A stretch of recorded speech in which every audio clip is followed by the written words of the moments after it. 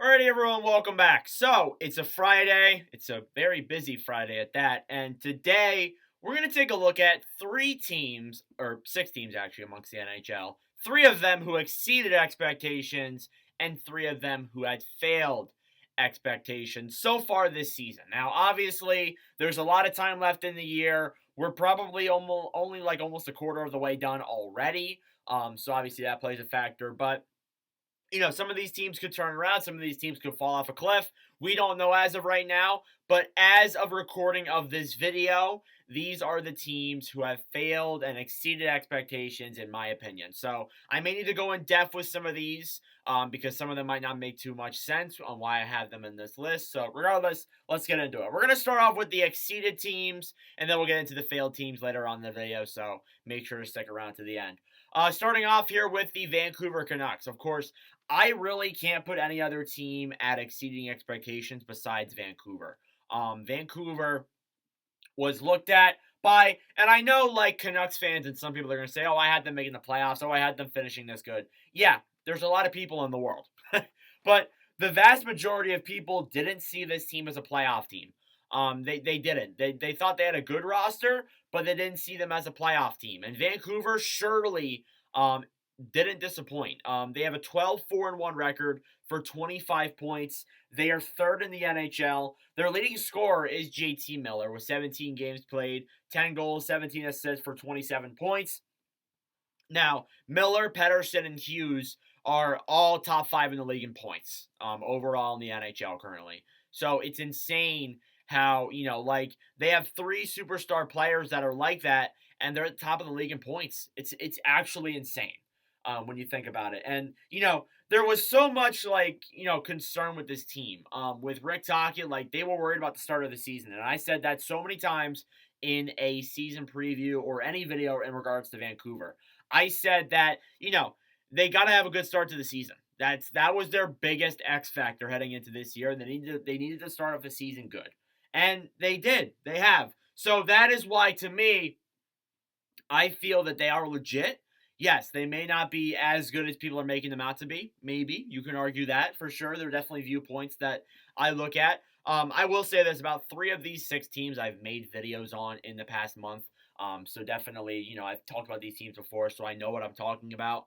You can definitely make an argument for the Canucks being overrated a little bit, but I don't see it. I think they're still a really solid team, and they deserve all the credit that they're getting, for sure. Moving on now to the second team, I actually have the Winnipeg Jets. As of right now, the Jets are playing pretty well. Winnipeg, 8-5-2 for 18 points. They're 11th in the NHL, and as of right now, they have exceeded my expectations. Overall, they have. I've liked the way they played. They're playing teams that they should be losing to, like New Jersey Devils. They should be losing to them. They aren't. They haven't. They're a really good hockey team, even though they are down Hughes and Hischier. But no, the Jets beat them.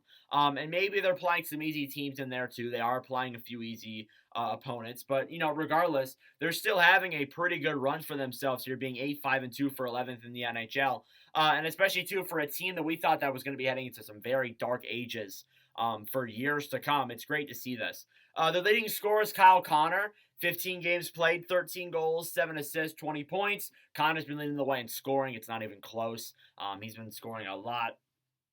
So definitely, I like the way Winnipeg's playing, and they deserve a lot more credit than they're getting. Definitely. They are a really good hockey team. We'll see how they are come the middle of December, the end of December. Then we can start getting into conversations about that. Again, I do plan on doing another state of every team. Probably on Black Friday or maybe on Thanksgiving. I haven't really decided yet. Probably going to be on Black Friday. But regardless, I do have that coming in the video planned very, very soon. Next up then, the Florida Panthers in the final team for exceeding expectations. Panthers 10-5-1 for 21 points. They're 7th in the NHL, and they've obviously exceeded my expectations. Now, I know some people are going to say, oh, they made it to the Stanley Cup Finals, Nordic. How is this season they're having not exceeding it, not what we expected? For me, I didn't think Florida was going to be that good. And that's partially on me for just doubting Florida again. I have doubted Florida so many times on this channel. It is unbelievable. You look at some of the videos that I made last season, they have aged horribly. Horribly. I made a video, It was my last video of 2022, and it was about the downfall of the Florida Panthers. Now they fell to one of the worst teams in the Atlantic. They were like top 10 draft odds for Connor Bedard at the time. And then they turned around and made a goddamn Stanley Cup final. So that is a big example there of why the Panthers proved me wrong. And again, I didn't think they'd be good this year either. And they proved me wrong again. And they're doing it too without, their top guys, Ekblad, Bennett, Montour, and they're coming back soon. They're coming back very soon, like in the next week is when Bennett and Montour are going to come back. Ekblad a little bit into December, but it's gonna happen soon, and they're gonna have their fully healthy roster again, and they really could go on a legitimate run. And in addition to that, too, I talked about Patrick Kane yesterday. That is a very strong possibility as well. They go out and get Patrick Kane. I mentioned that in the video. Your leading scorers: Sam Reinhart, 16 games played, 13 goals, 11 assists, 24 points. Reinhart having himself a very good start to the season. Nobody's really talking about it either. He's playing himself a really solid game overall for the Florida Panthers. So those are the teams that have exceeded expectations. Now we're going to get into the teams that have failed expectations. Now the funny thing is, I looked at this and the standings are as follows. Like the first team's 29th, the second team's 28th, and the third team's 27th. They all failed expectations for me, which I thought was funny. But regardless, we'll start off with the clear-cut, obvious one, and it's the Edmonton Oilers. The Oilers, I couldn't not put them in there. Now, I will say this. They are starting to turn it around. But it goes to show that this start of the season has been a massive disappointment for them. The Oilers, 5-9-1, 11 points, 29th in the NHL, and as I mentioned, they have failed expectations. Now, there's a lot to Edmonton, and I've made a few videos on Edmonton. There's a video that's really doing well for me right now, the Jay Woodcroft firing. That happened about a week ago now, which is insane. But regardless, I've made a lot of videos on Edmonton this season already, so I'm going to keep this short and sweet. With the Oilers, goaltending's been a big issue. There was obviously the debate with Jay Woodcroft. Is he the problem? I'd still say no as of right now, even though the team's getting better. I think that loss to San Jose really woke this team up. McDavid, probably not 100%. He's getting better, but he's still not 100%. He's not the guy we saw last year right now. Maybe that will change. Maybe he'll go on an absolute tear, but just lately it hasn't been that. There's also other issues, too, that are at a fault. People turn to Ken Holland. That's a big factor there, too. But, yeah, overall, Edmonton has a lot of issues. But it seems like they are starting to turn it around a little bit. Their leading scorer is Leon Draisaitl, 15 games played, 6 goals, 15 assists for 21 points. Draisaitl's still doing really well regardless. But yeah, I'm going to leave it at that. The Oilers have just struggled. It just hasn't been there for them, and that's pretty much all there is to say. Honestly, I'm not going to pity on the Oilers too much because I've already made, I think, 3 videos talking about the Oilers already this season. So, I'm not going to pity on them any more than I need to.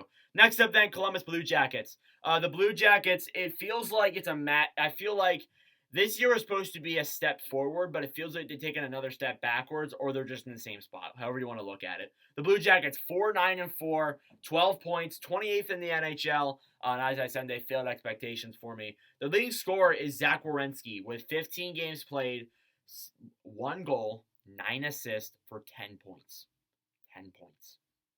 10.